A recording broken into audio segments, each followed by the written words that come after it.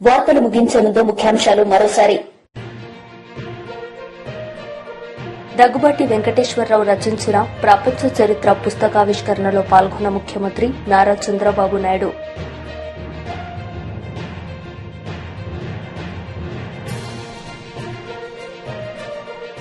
BRS leader press meet, CM Revanth రెడ్డిపై fire. ముఖ్యమంత్రి రేవంత్ రెడ్డిని జూబ్లీహిల్స్ నివాసంలో వరంగల్, ఖమ్మం, నల్గొండ ఉపాధ్యాయ నియోజకవర్గం నుంచి శాసన మండలికి ఎన్నికైన పింగళి శ్రీపాల్ రెడ్డి మర్యాదపూర్వకంగా కలిశారు. ఉపాధ్యాయుల సమస్యల పరిష్కారానికి కృషి చేస్తున్న ప్రజాప్రభుత్వానికి సహకరిస్తామని ముఖ్యమంత్రి గారికి తెలిపారు. ఈ ఎన్నికల్లో విజయం సాధించిన శ్రీపాల్ రెడ్డికి ఈ సందర్భంగా ముఖ్యమంత్రి అభినందనలు తెలియజేశారు. దగ్గుబాటి వెంకటేశ్వరరావు రచించిన ప్రపంచ చరిత్ర పుస్తకావిష్కరణలో పాల్గొన్న ముఖ్యమంత్రి నారా చంద్రబాబు నాయుడు ఈ సందర్భంగా ఆయన ప్రసంగించారు. మైండ్ స్టిమ్యులేట్ అవుతుంది, హ్యాపీగా వచ్చి నిద్రపోతాను. What a wonderful life.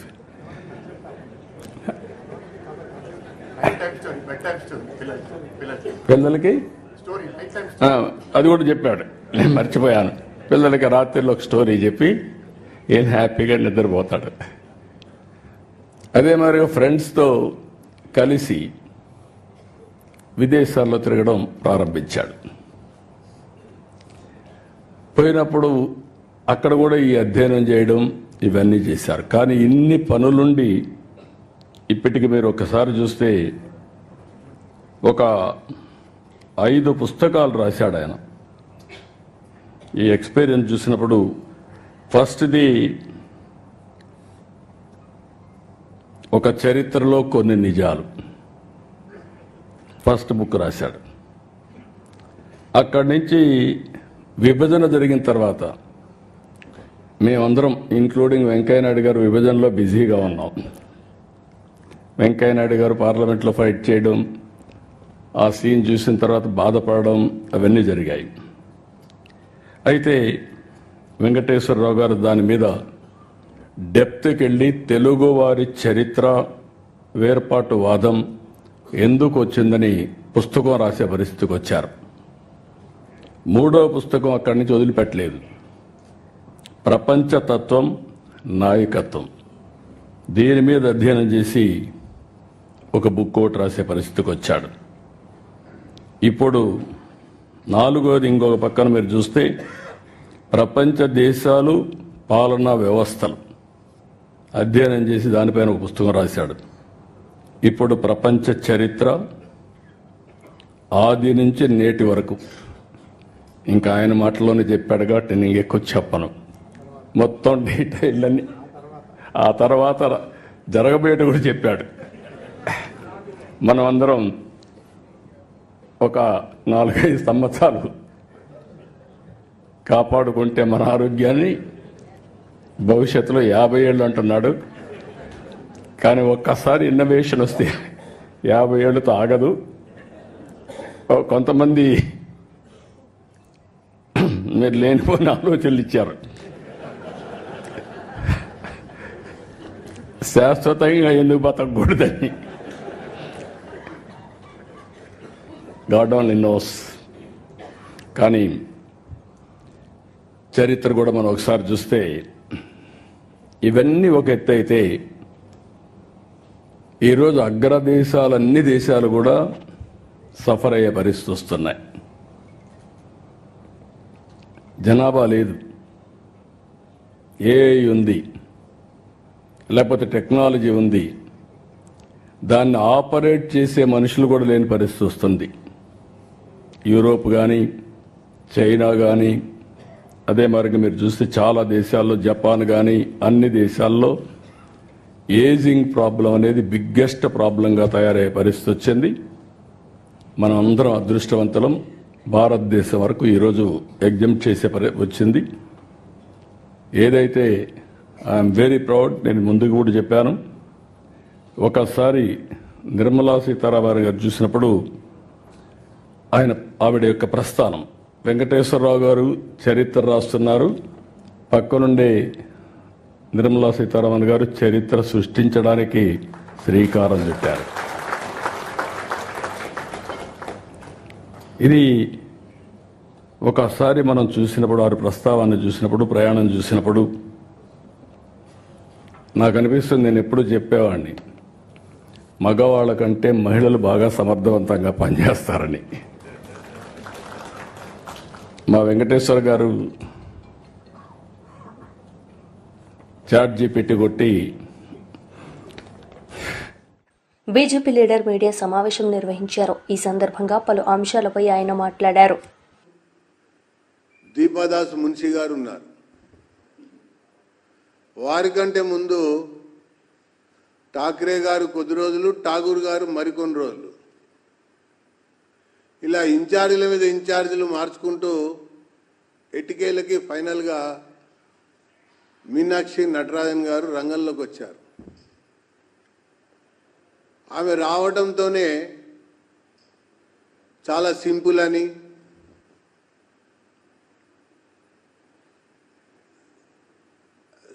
మన ఫ్లెక్సీలు పెట్టద్దంది అని, సూట్ కేసులు మోయొద్దంది అని, ఇట్లా రకరకాలుగా వార్తలు, కథనాలు వచ్చాయి. అసలు ఎవరి సూట్ కేసు వాళ్ళు మోస్తే వార్త ఏంది? అసలు ట్రైన్లో వస్తే ఏంది, ప్లేన్లో వస్తే ఏంది, వార్త ఏంది అసలు? కానీ వచ్చిన తర్వాత ఆమె మాట్లాడినటువంటి మాటలు, మీనాక్షి మాట్లాడినటువంటి మాటలు నేను గమనించింది, నాకు అర్థమైంది.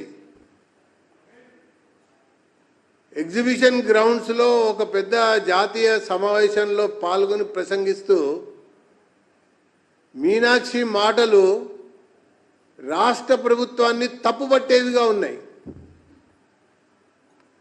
మేధా పాట్కర్తో కలిసి పాల్గొన్నటువంటి కార్యక్రమంలో ఆమె మాట్లాడుతూ మూసీ బాధితులని మేధా పాట్కర్ లాంటి వ్యక్తిని కలవనీయకుండా ప్రభుత్వం చేయటం మంచి పని కాదు అని పేర్కొంది. అంటే ప్రభుత్వాన్ని తప్పుపట్టింది. ఆ తర్వాత అదే ప్రసంగంలో ప్రసంగిస్తూ ప్రభుత్వాలు పీపుల్స్ ఏజెండాగా ముందుకు పోవాలని పేర్కొంది. అంటే ఈ రాష్ట్రంలో నడుస్తున్నటువంటి ప్రభుత్వం పీపుల్స్ ఏజెండాతో పోవటం లేదని చెప్పని ఆమెనే స్పష్టంగా మాట్లాడినట్టుంది. తర్వాత ఇంకొక మాట కూడా మాట్లాడింది, పదవులు ప్రజలతో కలిసి ఉన్న వాళ్ళకు వస్తాయి కానీ అధిష్టానం అండదండలతో రావు అని పేర్కొంది. అంటే ఇప్పటి వరకు అధిష్టానం అండతోనే పదవులు వస్తున్నాయి అన్నట్టుగా అర్థం వచ్చింది కూడా. మీనాక్షి మాటలు, మీనాక్షి నటరాజన్ నటనలు తెలంగాణ ప్రజలకి మొదటి వారం రోజుల్లోనే అర్థమైంది అని చెప్పని పేర్కొంటా ఉన్నా. మీనాక్షి మాటలకు ఒక న్యాయం, మల్లన్న మాటలకి మరొక న్యాయం అన్నట్టుగా కాంగ్రెస్ యొక్క ప్రభుత్వ విధానం పార్టీలో చాలా స్పష్టంగా బయటపడ్డదని చెప్పని నేను తెలియజేస్తున్నా. ఇక పోతే శాసన మండలి ఎన్నికలు. కాంగ్రెస్ ప్రభుత్వం రాష్ట్రంలో ఏర్పడ్డ తర్వాత 3/4 area went to polls. That too, educated, qualified, employed, state and teachers community voted.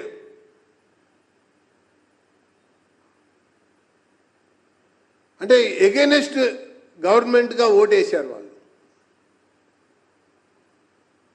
గమనించాలి, ఆలోచించాలి విషయాన్ని.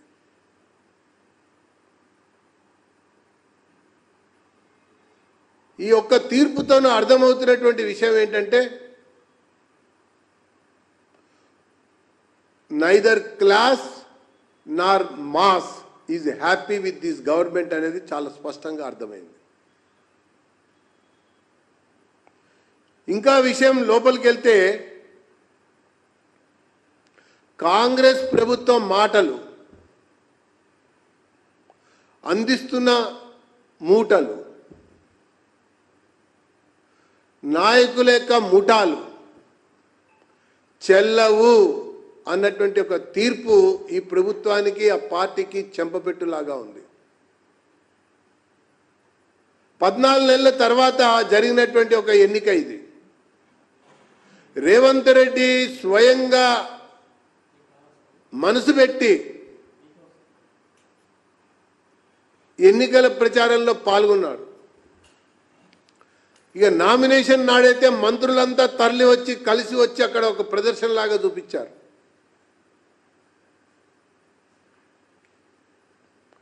కానీ ప్రజల తీర్పు మాత్రం భిన్నంగా ఉంది. మేధావులు మేల్కొన్నారు.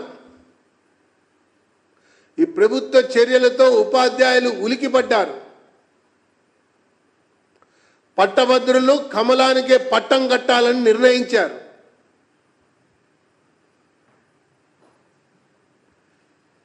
ఒక ముఖ్యమంత్రి రేవంత్ రెడ్డి గారు ముఖ్యమంత్రి అయిన తర్వాత వేసే ప్రతి అడుగుని నిశ్చితంగా ప్రజలు గమనిస్తారు, విలేకరులు విశ్లేషిస్తారు, నాయకులు పరిశీలిస్తారు. ఒక జాతీయ స్థాయిలో ఒక జాతీయ పార్టీ, ఒక కేంద్ర ప్రభుత్వం బడ్జెట్ ప్రవేశపెడితే తెలంగాణకి గుడ్డు సున్నా అని చెప్పని గొప్పగా మాట్లాడాడు. ఈయన మాట్లాడినటువంటి మాటకి బుద్ధి చెప్పే విధంగా తీర్పిచ్చారు. మరొక వైపున భారత ప్రధాని నరేంద్ర మోడీ గారు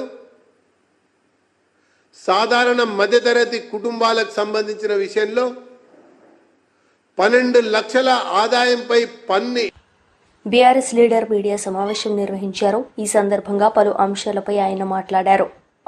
55,000 ఉద్యోగాలు ఇచ్చడం, గత బీఆర్ఎస్ సర్కార్లో కేసీఆర్ గారితో ఒక్క ఉద్యోగం కూడా ఇవ్వలేదని మొన్న స్వయంగా రాష్ట్ర ముఖ్యమంత్రి రేవంత్ రెడ్డి గారే వనపర్తి సభలో మాట్లాడడం, ఇది చాలా ఆశ్చర్యానికి గురి చేస్తూ ఉన్నది.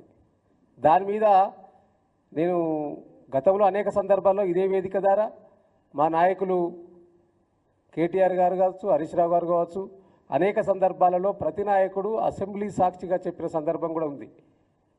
గత బీఆర్ఎస్ సర్కార్లో ఎన్ని ఉద్యోగాలు ఇచ్చినామనే విషయం. అయినా కూడా ఒక అబద్ధాన్ని పదే పదే మాట్లాడితే అది నిజమైపోతుందని చెప్పి ఇవాళ కాంగ్రెస్ అనుకుంటా ఉన్నట్టున్నది. సో దాన్ని చెప్తా ఉన్నారు కాబట్టి గతంలో ఒక విద్యార్థి నాయకునిగా పనిచేసిన నేను ఇవాళ అశోక్ నగర్లో ఉన్న నిరుద్యోగ జేఏసీ మిత్రులు వీరంతా కూడా అరే ఇయని ఉద్యోగాలను ఇచ్చుకుంటా ఉన్నారు, అసలు వాళ్ళు ఇచ్చిన ఉద్యోగాలు ఏంది, నిరుద్యోగులకి ఏం చెప్పిండ్రు. సో వీటన్నిటి మీద తప్పకుండా ఈ రాష్ట్ర ప్రజలకు, ముఖ్యంగా మా నిరుద్యోగ యువతకు తెలుసు. వాళ్ళు ఒకసారి గుర్తు చేయాల్సిన బాధ్యత ఒక పార్టీ కార్యకర్తగా మా పైన ఉంది కాబట్టి డెఫినెట్గా అందుకనే ఈరోజు ఈ వేదిక ద్వారా వాస్తవాలను, నిజాలను ఇవాళ చెప్పదలుచుకుంటున్నాం. కాబట్టి ఈ సందర్భంగా ఈ యొక్క ప్రెస్ మీట్లో నరేందర్ గారు, అదేవిధంగా నిఖిల్, అదేవిధంగా మన నిరుద్యోగ జేఏసీ దామోదరు, మనోజు, వీరందరూ కూడా ఇలా పార్టిసిపేట్ అవుతూ ఉన్నారు. ముఖ్యంగా ఈ రాష్ట్ర ప్రభుత్వం నిరుద్యోగుల విషయంలో పచ్చి మోసం, దగ పదే పదే చేస్తూ ఉన్నారు. ఒకసారి చెప్పినట్టే ఓకే, కానీ ఎప్పుడు ఏ వేదికనైనా వాడుకుంటూ ఇవాళ ఆ వేదిక ద్వారా మేము 55,000 ఉద్యోగాలు ఇచ్చినాము, 55,000 ఉద్యోగాలు ఇచ్చినామని చెప్పి మరి ఈ యొక్క రాష్ట్ర ముఖ్యమంత్రి గారే స్వయంగా అబద్ధాలు వల్లివేయడము, ఇది నిజంగా సిగ్గుచేటైన విషయం. ఇవాళ మేము స్టేట్గా ఈ రాష్ట్ర ప్రభుత్వాన్ని అడగదలుచుకున్నాం. ఆనాడు మీరు అసెంబ్లీ ఎన్నికల సందర్భంగా నాడు అశోక్ నగర్లో ఉన్న యువతను రెచ్చగొట్టి ఎన్నికల్లో బస్సులు పెట్టి ఎన్నికల్లో వాళ్ళని వాడుకొని అధికారంలోకి వచ్చిన తర్వాత విస్మరించి మీరు సంవత్సరానికి 2 లక్షల ఉద్యోగాలని చెప్పిండ్రు. మీరు మీ మేనిఫెస్టోలో స్వయంగా చెప్పిండ్రు. హైదరాబాద్ యూత్ డిక్లరేషన్లో సంవత్సరానికి 2 లక్షల ఉద్యోగాలు ఇస్తామని చెప్పి ఆనాడు మేనిఫెస్టోలో పెట్టిండ్రు. ఆనాడు నిరుద్యోగ యువతను మీరు ఎన్నికల కోసం వాడుకున్నారు. వాడుకున్న తర్వాత ఏ ఒక్క హామీని కూడా ఇప్పటివరకు నెరవేర్చలేదు. మీరు నెరవేర్చకపోగా పైపెచ్చు అబద్ధాలను పదే పదే ప్రచారం చేస్తూ మళ్ళీ గత బీఆర్ఎస్ సర్కార్ మీద కేసీఆర్ గారి మీద నెపం నెట్టి ఒక్క ఉద్యోగం కూడా ఇవ్వలేదని చెప్పి అది నోరా మోరా ముఖ్యమంత్రి గారు. మీరు ఒక రాష్ట్ర ముఖ్యమంత్రిగా ఉన్నారు. ఒక ముఖ్యమంత్రిగా ఉండి ఇట్లా అబద్ధాలు మాట్లాడచ్చా? ఇవాళ వీరిచ్చిన మాటలు నేను మళ్ళీ గుర్తు చేస్తూ ఉన్నాను. ఆనాడు ఏం చెప్పిండ్రు మీరు యూత్ డిక్లరేషన్లో? మొదటి ఏడాదిలోనే 2 లక్షల ప్రభుత్వ ఉద్యోగాల భర్తీ అన్నారు. మొదటి ఏడాదిలోనే SC ST BC minority backlog పోస్టుల భర్తీ అన్నారు. ప్రతి ఏడాది జూన్ 2 నాటికి అన్ని శాఖల్లోని జాబ్ క్యాలెండర్ ప్రకటించి సెప్టెంబర్ 17 లోపు నియామకాలు పూర్తి చేస్తా అన్నారు. చేసిండ్రా? నిరుద్యోగ యువతకు ఉద్యోగ ఉపాధి అవకాశాలు కల్పించే వరకు ప్రతి నెల 4,000 నిరుద్యోగ భృతి చెల్లింపు అన్నారు. చేసిండ్రా? ఎంత మోసం, ఎంత దగ! ఇవన్నీ అయినాయా?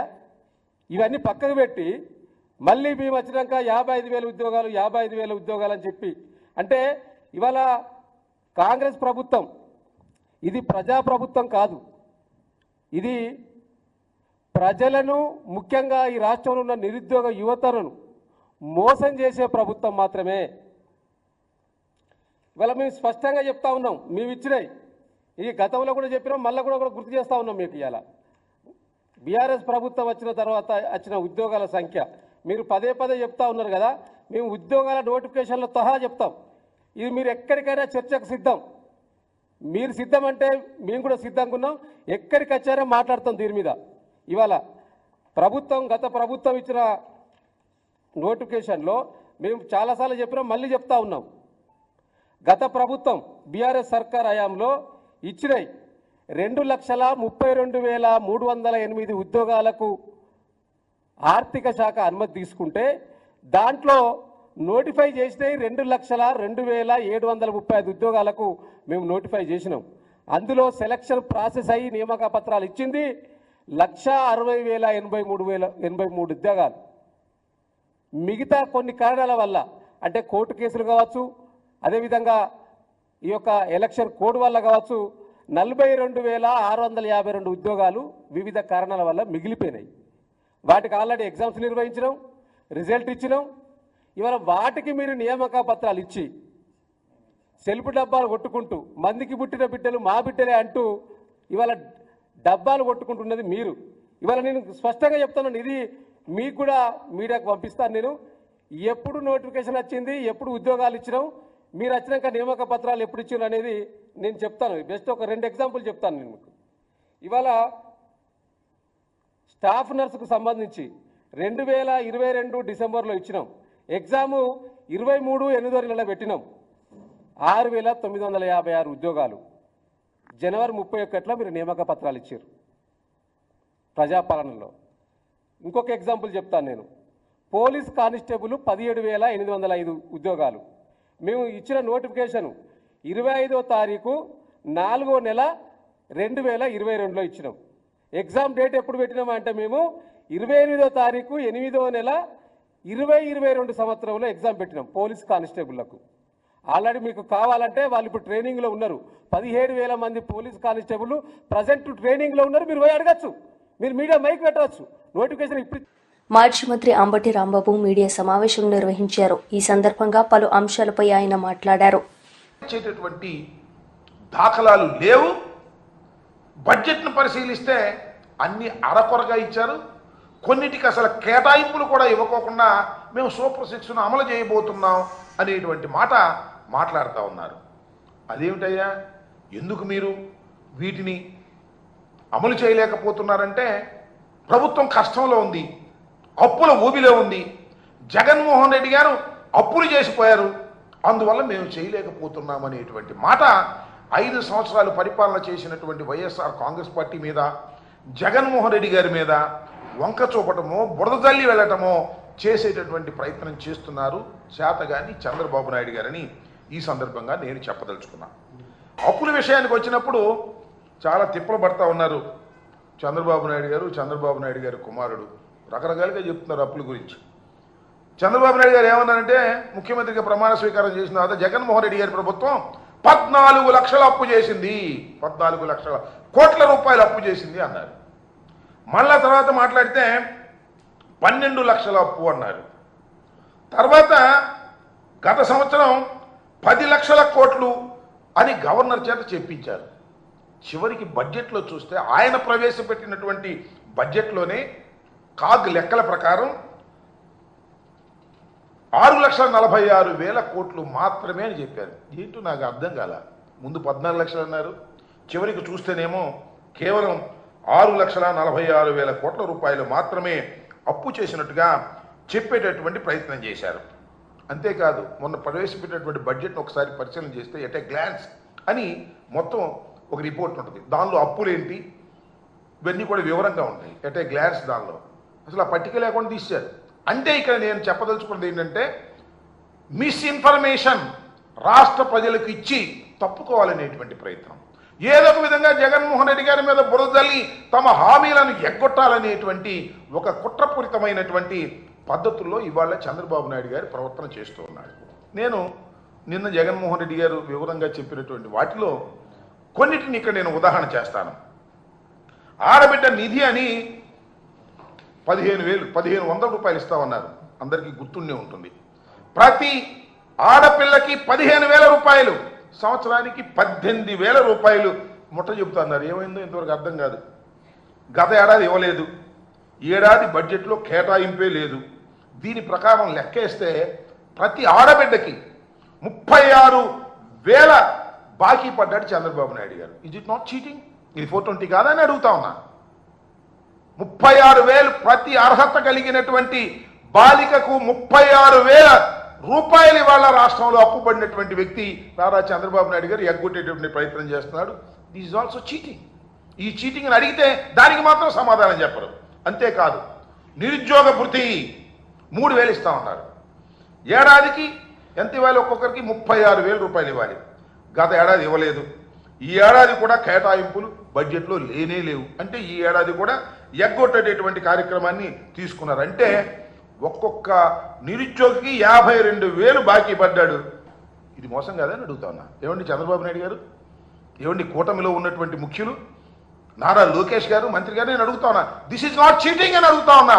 ఇలా మీరు మోసం చేసేటటువంటి కార్యక్రమం చేస్తున్నారు. ఇక తల్లికి వందనం గురించి చెప్పాల్సిన అవసరమే లేదు. తల్లికి వందనం నీడు బడ్జెట్లో కేటాయించారు. 500 కోట్లు ఎంతో కేటాయించారు. ప్రతి పిల్లవాడికి, తల్లికి కాదు, ప్రతి పిల్లవాడికి జగన్మోహన్ రెడ్డి గారు అయితే 2 పిల్లలున్నా 3 పిల్లలున్నా తల్లికి 15,000 రూపాయలు ఇచ్చాడు. మేము రానిండి అధికారంలోకి, ఎంతమంది పిల్లలుంటే అంతమందికి అన్ని 15,000. ఒక 15,000, 2 ఉంటే 30,000, 4 ఉంటే 45, 3 ఉంటే 45,000, ఇంకా ఉంటే ఇంకా అవసరమైతే పిల్లల్ని కనండి నేను ఇస్తానని చంద్రబాబు నాయుడు గారు చెప్పారు. ఈ దుంపది అదే నాకు అర్థం కాల. మరి వచ్చి సంవత్సరం అవుతుంది, జీవో ఇచ్చాడు, కేటాయించాడు, కానీ డబ్బులు ఇవ్వాలి. చీటింగ్ కాదని అంటున్నా. ఇవాళ మళ్ళా చంద్రబాబు నాయుడు గారు ఇవాళ బడ్జెట్లో పెట్టాడు. ఎంత పెట్టాడండి? 8,278 కోట్లు పెట్టాడు. ఇస్తాడో ఎవడో, పోయినసారి పెట్టాడు, ఎగ్గొట్టాడు. ఈసారి ఇస్తాడో ఎవడో తెలియదు. 8,278 కోట్లు పెట్టాడు. అసలు కావాల్సింది ఎంత లెక్క చూస్తే? లెక్కలన్నీ కూడా ప్రభుత్వం దగ్గర ఉన్నాయి, ప్రజలకు అందరికీ తెలుసు. 13,050 కోట్ల రూపాయలు ఇవ్వవలసినటువంటి అమ్మఒడికి, అదే వందనం, తల్లికి వందనం, వాళ్ళ పేరులో తల్లికి వందనానికి 8,278 కోట్లు పెట్టాడు. అవి కూడా ఇస్తాడో ఇవ్వడో తెలియదు. గత సంవత్సరం ఒక్కొక్కరికి పిల్లకి 15,000 రూపాయలు బాకీ పడ్డాడు. దీన్ని ఏమంటారు? మోసం అంటారా? గత సంవత్సరం మోసం చేశారు, ఈ సంవత్సరం కూడా మోసం చేయడానికి సిద్ధంగా ఉన్నారు. బడ్జెట్లో పెట్టారు కేటాయింపు, ఇస్తారో ఇవ్వరో తెలియదు. ఈ రకంగా మోసం చేసేటటువంటి పరిస్థితి. ఇంకా రైతుల సంగతికి వస్తే నేను మనవి చేస్తున్నా, అన్నదాత సుఖీ భవ పేరు పెట్టాడు. రైతు భరోసా తీసేసి 20,000 ఇస్తామన్నారు. ఏది ఇంతవరకు లేదు. కేవలం సెంట్రల్ గవర్నమెంట్ ఇచ్చేటటువంటి అది ఇస్తున్నారు కానీ చంద్రబాబు నాయుడు గారు ఇవ్వవలసినటువంటి 20,000 మాత్రం ఇవ్వనటువంటి దౌర్భాగ్యమైన పరిస్థితి ఏర్పడింది. ఇది కూడా మోసమా కాదా చెప్పమని మనం చేస్తున్నాం. అలాగే ఎస్సీ ఎస్టీ మైనారిటీలకు 50 ఏళ్ళు నిండితే పెన్షన్ ఇస్తామని చెప్పారు. 4,000 చొప్పున 48,000 ఇవాళకి వాళ్ళు ఇవ్వాల్సింది ఎగ్గొట్టేశారు. 48,000 ప్రతి ఎస్సీ ఎస్టీ మహిళకి బాకీ పడినటువంటి సందర్భాన్ని మనం సరే ఉచిత బస్సు అని చెప్పాల్సిన అవసరమే లేదు. ఉచిత బస్సు లేదు, ఏమీ లేదు. మహిళలకి ఏం ఉచిత బస్సు ఇస్తాం, మీరు ప్రయాణం చేయొచ్చు అన్నారు, అది చేయలేదు. దానికి 3,000 కోట్లు కేటాయించాలి, బడ్జెట్లో లేదు. ఇది మోసం కాదని అడుగుతా ఉన్నా. ఇక దీపం పథకం సంగతి చూడండి. మొన్న దీపం పథకం దీపావళి రోజున ప్రారంభించారు. ఎంతండి మొత్తం ఖర్చు కావాల్సింది? 3,900 కోట్ల రూపాయలు. కేవలం ఎంత ఇచ్చారు?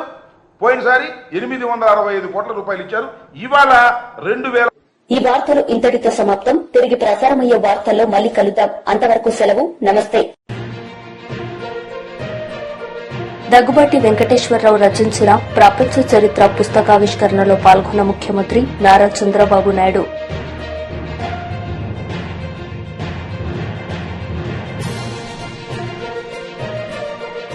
BRS leader press meet, CM Revanth రెడ్డిపై ఫైర్. నమస్కారం. వార్తలకు స్వాగతం. ముందుగా ముఖ్యాంశాలు.